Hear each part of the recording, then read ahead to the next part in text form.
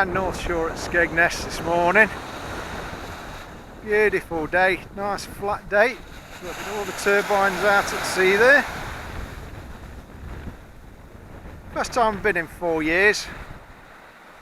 No one else on the beach at all, fishing or anything. Been a few dog walkers, but you have to put up with them.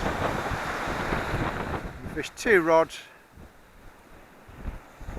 Had quite a few fish.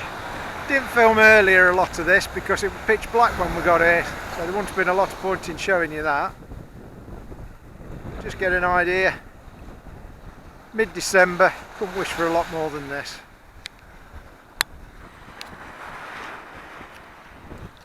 So the rigs we've been using today are 2 and 3 up clip down rigs with a breakaway lead so that the legs break out when we pull it back, something to grip into the sand out there. Lugworm, so 3 hooks, a little spring there just to create a bit of tension on them so that when we're casting it don't come unclipped, just to get a bit further distance. And the other one's exactly the same, but it's 2 hooks.